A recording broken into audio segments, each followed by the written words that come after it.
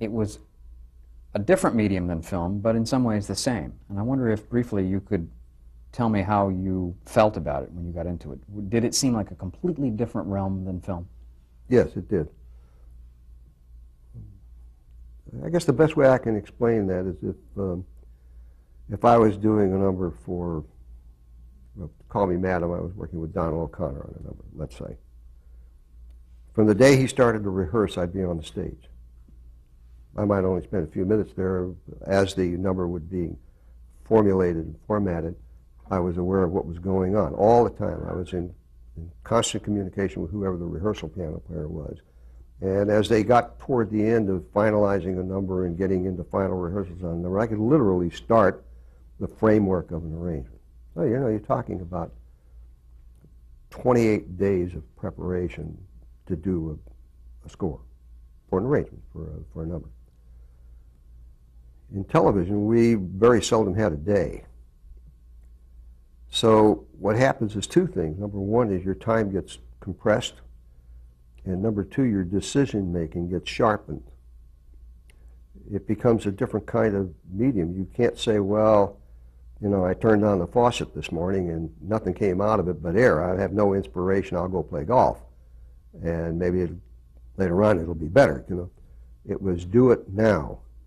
And I learned a valuable lesson from George Tremblay, who was a friend as well as my teacher. And he said, don't get writer's block. Write something.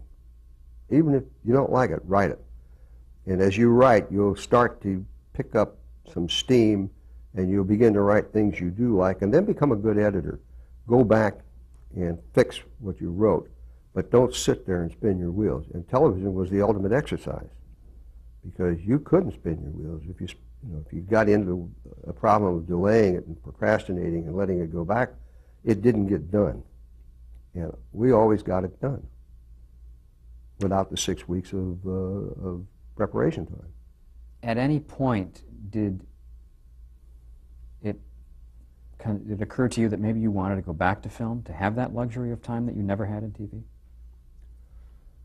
There was a crossover period, and I don't really know when it happened, when I began to enjoy the idea that I could write something on Monday and hear it on Thursday. Because, you know, it's nice to have a paycheck. That's great. But when you do what we do, the real gratification is when you scribbled something on paper and a bunch of musicians breathe some life into it. And then you get a chance to hear it and say, I wish I'd had more time, I could have done that better. Then the next time you go at it, you try to do it better. But there was an instant gratification that took place in television, so far as I was concerned, that didn't take place in the motion picture industry. And it was nice to go back occasionally to do something for Al. Or the last time I worked with Al as an arranger was on Flower Drum Song. And I had one of those routines that went on forever. And it was basically bass and after beats and stuff, and I was sitting writing an arrangement on it, and I fell asleep. My head hit the table, and I woke up about 3 hours later with a stiff neck and finished it. When I brought it in, because Al liked to keep the tradition of Robert Russell Bennett and the show flavor, and that's what we did. When I brought it in, he was very pleased with it, and he said, have you got time for another assignment? I said, Al, I'm never going to make an arrangement for anybody else in my life, and I never did, except the things that I had to write for myself. There was too much time. And I just got into the habit of appreciating the fact that I could do something now and hear it day after tomorrow. I enjoyed that. In the 1950s, I'm wondering if you were affected by the blacklist, or any of your colleagues or friends were affected by the entire Red Scare period. Yeah. I think probably the worst fallout I've ever seen to it was Sal Kaplan, who was a good friend of mine. And he was a composer. He was a composer at 20th Century Fox, and he was a good young composer. And I think his wife was a sister of Van Heflin, or somebody who they were trying to, the Un-American Activities Committee was trying to get at.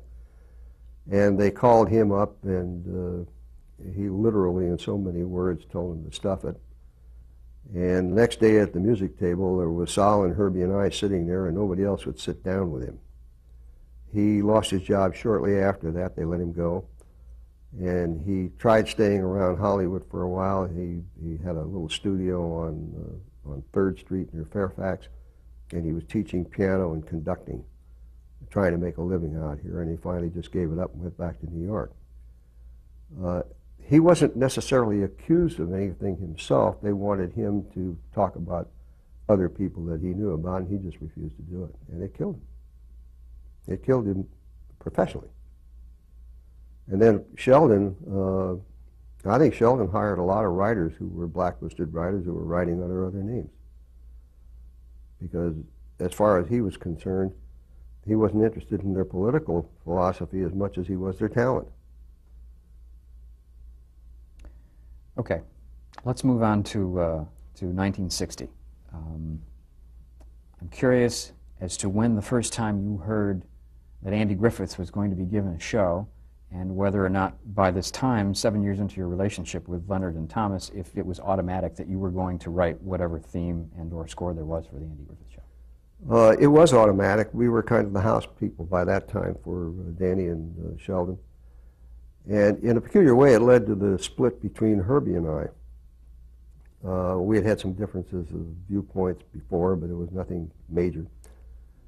The Andy Griffith show was a Danny Thomas episode. It was a spin-off.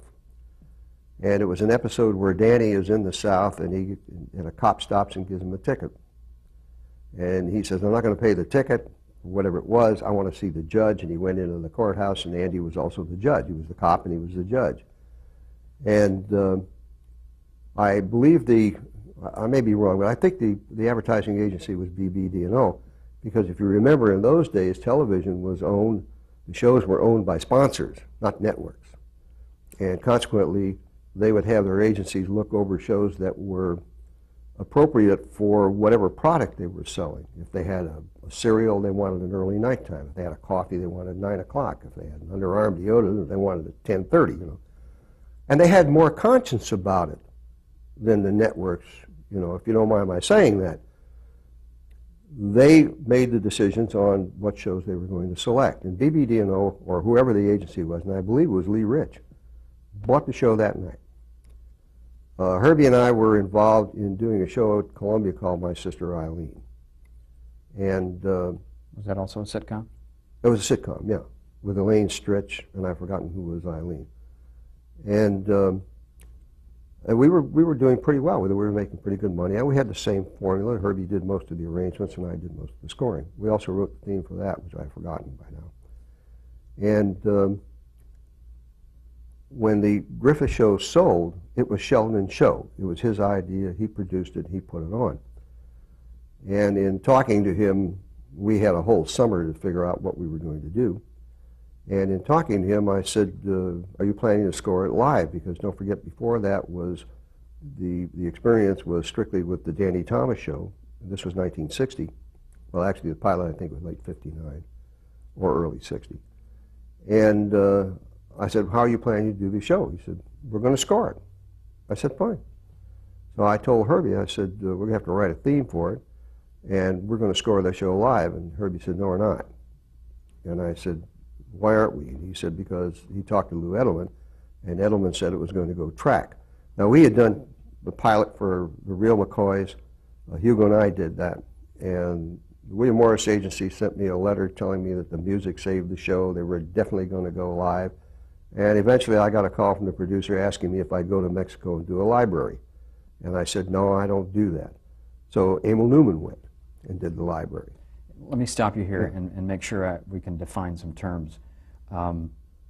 Scoring live means you write original music for every show and Correct. Record it in Hollywood, or in the United States at least. Correct. And have the music dubbed into the show. Library meaning an entire group of musical compositions is written and is often taken out of the country and then tracked, meaning put into the show wherever they needed it without regard to specific dramatic situations. That's right. It's kind of overall encompassing, and then a cutter kind of trims it to fit. And it was never recorded in this country. Yeah. It was always recorded overseas. In this particular instance, they wanted to go to Mexico, but For Real McCoys. for the Real McCoys, and the picture industry was going to Germany and England and using foreign orchestras. in any event, the question was, we had done a couple of other pilots that went track. That was track library. So that became a bone of contention between Herbie and I, because I said, well, Sheldon told me that we're going to score it live. And Herbie said, well, Lou said, we're not. So I think we better do something. I said, I'll tell you what, if you want to do my Sister Eileen, I bow out of the show and I'll take my chances with Sheldon. And we split. Now, we were still partners because the Danny Thomas show went on when I wrote the theme. And Herbie still gets half of the theme to this day, or his estate does. And he never heard the theme until it was on the air, because we all both suffered with trying to find an idea that we thought would be appropriate for the Griffith show. And one morning I got up, after beating our brains out for a couple of months, and I thought that thing ought to be simple enough to whistle. And it took me about 10 minutes to write it. So I called my drummer, Alvin Stoller, bass player, and the guitar, and booked a studio on Fairfax Avenue, and went down and made a demo. I'm a professional, so I made it 58.5 seconds. And I ran it by Lenny's, because they were getting ready to start shooting the show. And I said to Sheldon, I said, what do you think about this for the Griffith show? He listened to it and he said, that's fine. He said, I'll tell you what, I'll shoot Andy and Ronnie walking along the lake with a couple of fishing poles over their shoulders. Great. That was the way it was done. I never whistled before in my life, and never since.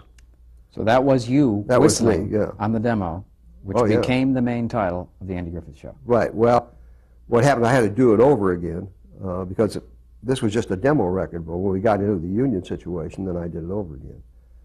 And I remember when Dick Link came in town, who was Andy's manager, I think Aaron or Sheldon played him the demo, and he said to me, gee, that's really catchy. I can't wait to hear it in the orchestra. I said, what orchestra? I said, Dick, if you want me to write an orchestra piece, I'll write an orchestra piece, but that's that joke. That's something that everybody ought to be able to whistle. And I'll tell you, John, that Andy can't go anywhere without somebody starting to whistle that theme at him. It's become one of those identification pieces of material. And it also, I think it amplifies the purpose of the theme. And that is that if you're in your living room and somebody is in the other room and they hear the Griffith theme come on, they say, hey, Griffith's coming on, let's go watch it. It is an identification mark. It's like having the swoosh on sports gear and so forth, And today I saw a new show. I didn't see much of it, but I saw the opening of it, and the opening couldn't possibly have been more than 10 seconds. And it's hard to pin an identification on something when you don't have time to at least let an audience absorb it, even if it is short, because 58 seconds is not a lot of music. Also, conceptually, with regard to the Andy Griffith Show theme, wasn't it more than just you needed to be simple enough to whistle? Was it also about the fact that he was a kind of a simple kind of guy, sure. Country? Sure, that was what made it so hard, because we think of Americana in terms of Copeland. And I designed a combination for that show, which was the first time anybody had just used cellos for a string section. It was always soft. It was 3 horns, a flugelhorn, 3 cello, 3 woodwind. And I had an accordion to play piano. And the show was very gentle, and it happens to be one of my favorite shows because it had such great values. And it's become, Mayberry has become utopia for a lot of people. So musically it needed a softer sound? Yes. Okay. Did you write individual character themes? Yes. You did? Yes. For example, was there an additional theme for Andy beyond that, or No, Andy, I usually use some version of the whistling theme.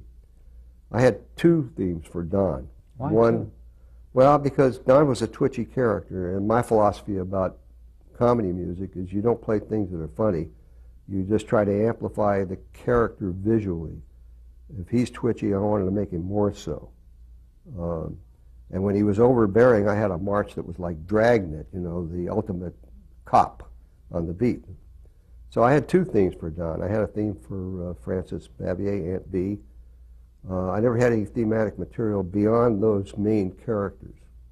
But if they were in there, I would try to integrate what they were doing with the music.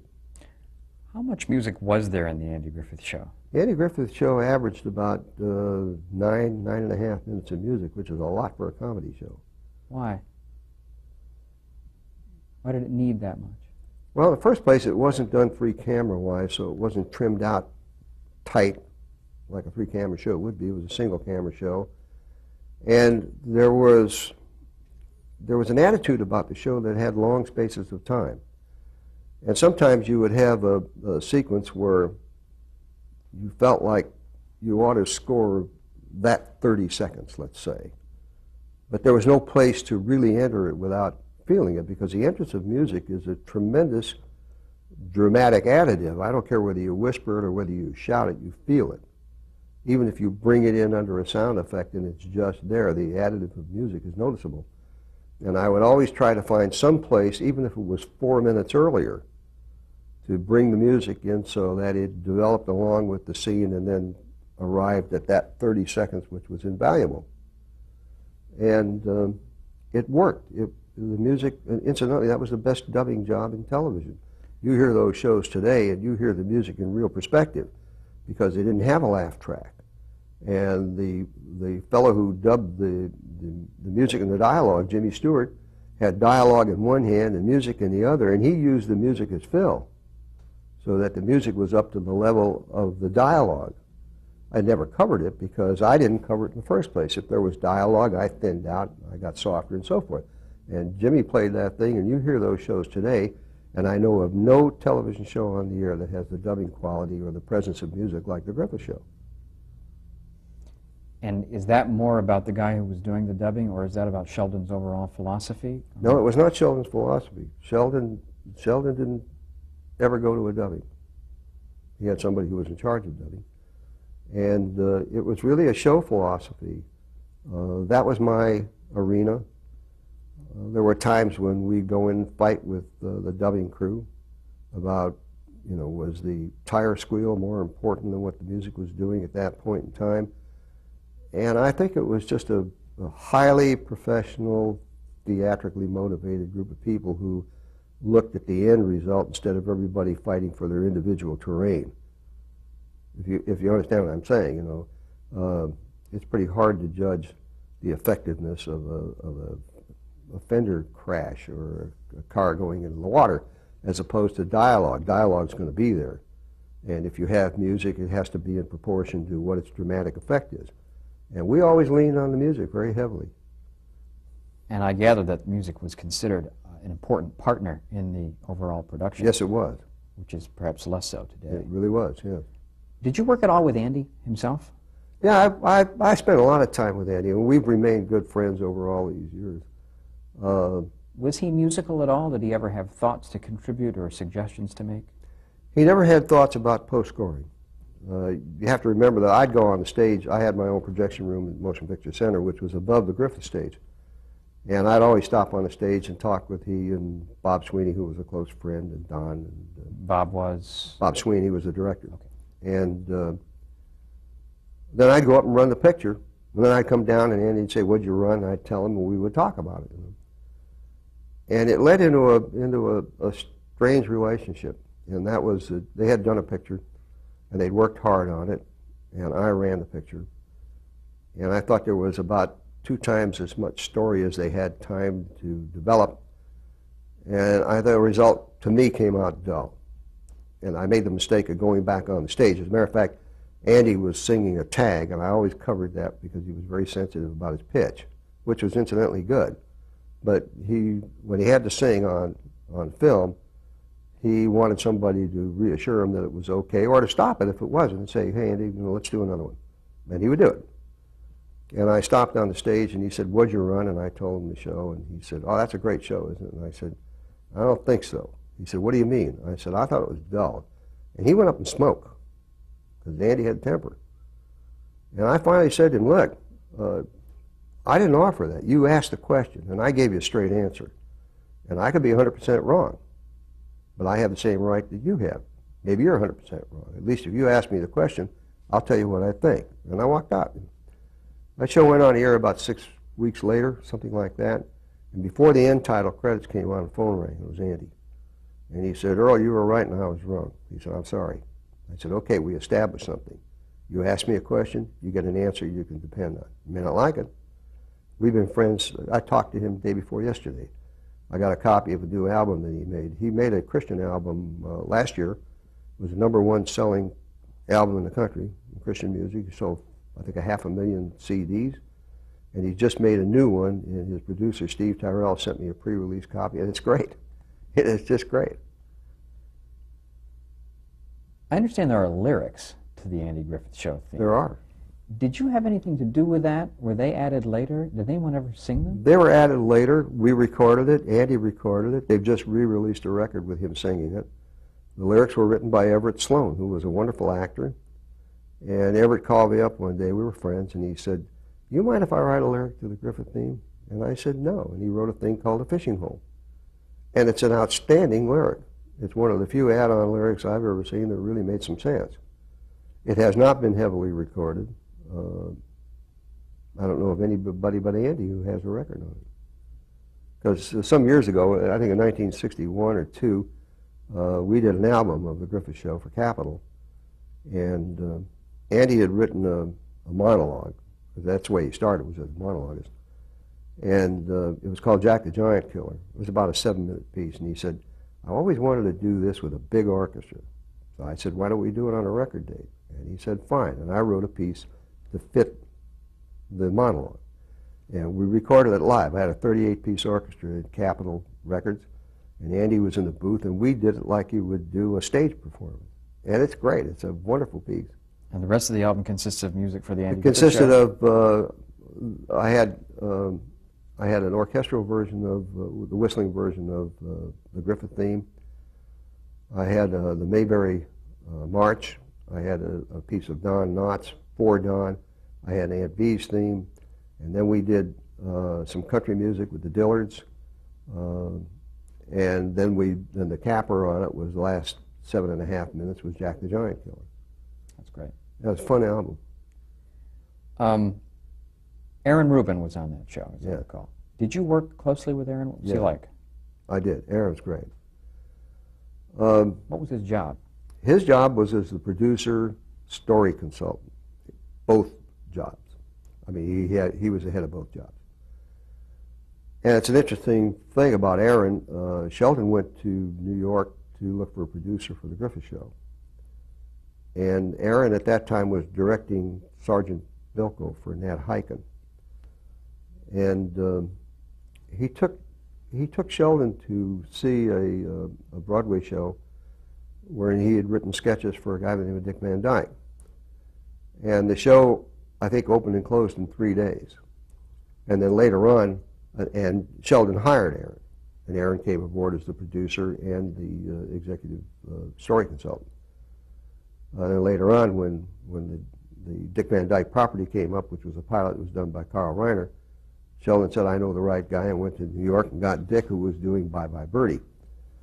So that was his introduction to Aaron Rubin. Aaron came on the Griffith Show, and he stayed with it until they launched Gomer Pyle, and then he went with the Gomer Pyle Show.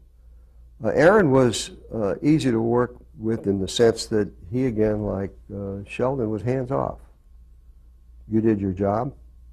You didn't do your job. You weren't there to do it, which is not a bad way to work. I got to tell you that you never waste time. I'm curious about the nuts and bolts of scoring the Andy Griffith Show, and I suspect these may pertain to your other shows as well. Could you take me through the process from the first time you look at the film to the time you recorded the score? I'm spotting. Who would you spot? Okay. I had an agreement with the producers because it made sense.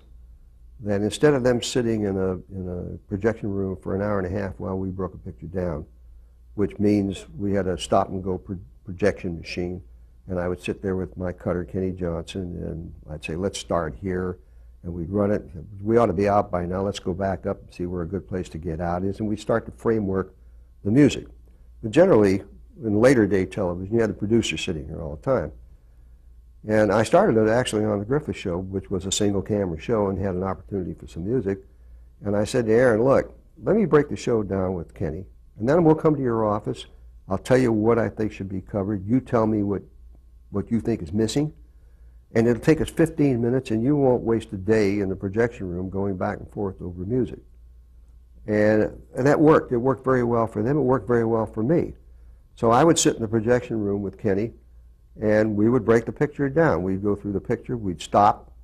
If it was a 2-hour, I'd generally run it straight through, find out what the picture's about, then start over reel by reel, and do stop and go until we decided where the music was going to go and where it was going to go out.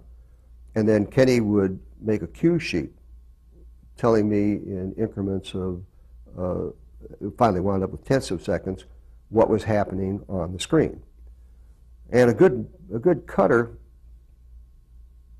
can select those things which are really pertinent, because all music and all timing written in text looks equally important, and they're not. And you would get, when I worked at other places, a cutter would say at 2 minutes and 5.3 seconds, the dog whirls and jumps over the fence. So, wait a minute. When did he start to whirl? When did he jump? And when did he land? You can't do that in 0.2 of a second. And you as a composer need to know. That's right. I need to know if I decide I want to do something with that, I need to know when it stops and starts. By the same token, once I said that, now I got every frame of picture broken down in dialogue, which is meaningless. Because as you select the things you're going to do, the cutter that you work with, and I worked with Kenny for practically my entire career, he knew what you were looking for. And there were times when I'd call him, I'm working at home at night, and say, Kenny, that doesn't feel right to me to go in. See if there isn't a cut about a second or 2 seconds earlier that we can lean in on. And he'd call me back and give me a change. He'd find something, or we would get out at a different place, and so forth. And we always had to stay in communication with each other so we're on the same page. Once I had the cue sheets, I would sit and write. As they came in, I would sit and write the music.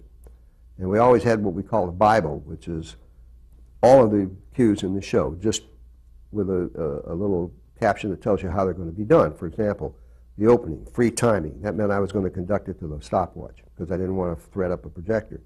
The second one would be click track. And I would pick the frame of the click track. It would remind me what it was. The next one would be a combination. Start in clicks, go to free timing. So you had a complete picture in front of you of what the whole score was going to be like. And maybe especially in a show the length of an I Spy or a Mod Squad, 2-hour show or an hour show, you would have a piece of material that you wanted to expose in reel 6. And you think, well, let's see, I've got an opportunity up here. I'm looking at the Bible and I see I'm going to do a music entrance here. Maybe I can plant it there. And somewhere in reel 2 I can develop it a little more. And 5 I can reiterate it. And in 6 I can pay it off. So the formation of how you broke a picture down also became a form which gave it some substance. It wasn't just extraneous music per se for every time there was a musical event. We wrote scores. You listen to some of the I Spies, and you'll find that they're a score. They have a thematic content, they have a development content, they have a payoff content. They're done just as if they were a feature. They may be miniaturized because we had 45.5 minutes and a feature has an hour and 45 minutes. But the intent and the philosophy of it was write a score, give it some character. And as you were saying at lunch, that one week we were in Japan, the next week we were in Spain, and the content of the show changed with the terrain. And you had an opportunity to do that and to develop it. And it all starts in the projection room with the way you lay it out. And then once the music was written, the copyist would pick it up. I had somebody in the booth all the time, Carl Brandt, who worked with me, and we would record it to picture, and then one of us would cover dubbing and make sure that it went on the air, because it only counts on the air. Okay. That basically was the process. Okay, let's take a break there.